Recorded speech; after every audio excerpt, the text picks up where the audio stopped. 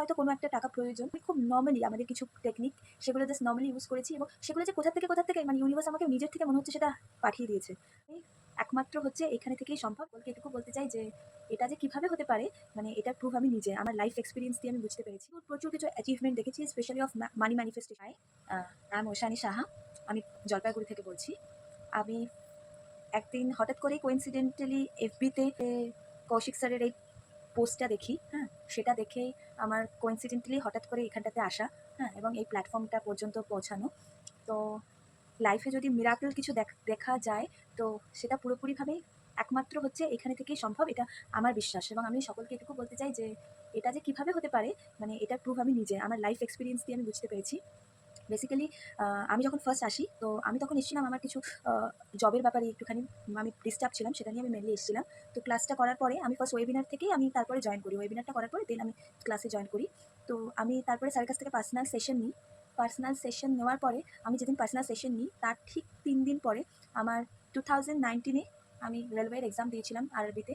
সেটা 2024-এ গিয়ে আমার রেজাল্ট আউট হয়। হ্যাঁ, এবং আমি ঠিক পার্সোনাল সেশন নেওয়ার ৩ দিনের মাথায় আমার প্যানেল বেরোয় এবং আমি সিলেক্টেড হয়ে যাই।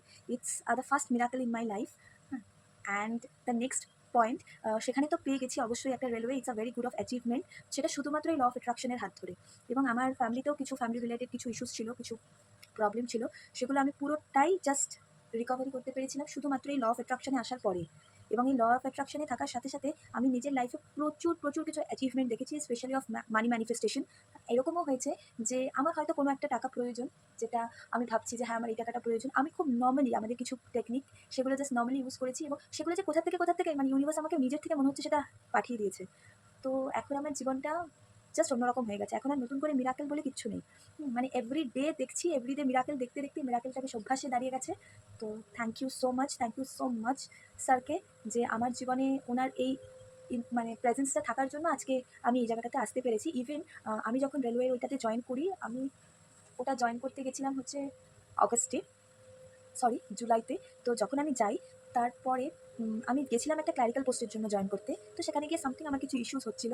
কিন্তু তারপরে কিছুক্ষণ পরে ওখানে থাকার সময় আমি বুঝতে পারছি যে আমার ওটা ইস্যুস হচ্ছে, আমাকে পেন্ডিং করে দিচ্ছে, কিছু সামথিং প্রবলেম হচ্ছে। বাট সেখানে থেকেও দেখছি হঠাৎ করে যখন বুঝতে পারছি যে না ব্যাপারটা ঠিক না, বাট হঠাৎ করে ওখান থেকে ভিতর থেকে একজন এসে বলল যে একটুখানি লিস্টটা চেক করতে, যে রেলওয়ে টেকনিক্যাল পোস্টের জন্য নাকি আমি সিলেক্টেড হয়ে গেছি। ঠিক আছে, আমি গেছিলাম কিন্তু টোটালি একটা ডিফারেন্ট পোস্টের জন্য জয়েন করতে। তো তারপরে একটা পুরোপুরি অন্য একটা অফিসার র্যাঙ্কের পোস্টে আমার প্যানেল বেরিয়ে যায়। হ্যাঁ, তো ইটস আদা মিরাকেল, মানে আমি বলে বোঝাতে পারবো না যে আমার লাইফে ঠিক কী হয়েছে এই ল অফ অ্যাট্রাকশনের হাত ধরে। এই ল অফ অ্যাট্রাকশনের জন্য আমি যে ঠিক কোন জায়গায় নিজেকে পৌঁছাতে পেরেছি, মানে আমার জীবনটাই পুরোপুরিভাবে বদলে গেছে। পুরোপুরিভাবে বদলে গেছে। মানে আমার লাইফে যেটুকু প্রবলেম ছিল, যা ছিল, মানে আজ প্রবলেমটাকে আর প্রবলেম বলে মনে হয় না। মনে হয় আবার কোনো নতুন পথ কিছু না কিছু আসবেই। ইটস ভেরি ইজি, মানে খুব ইজি হয়ে গেছে সব কিছু এখন নিজের কাছে। এটা শুধুমাত্র ল অফ অ্যাট্রাকশনের হাত ধরে।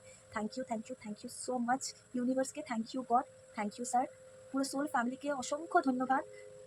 এখানে আমি যেখানে থাকতে পেরেছি শুধুমাত্র এই সকলের জন্য। Thank you sir, thank you so much.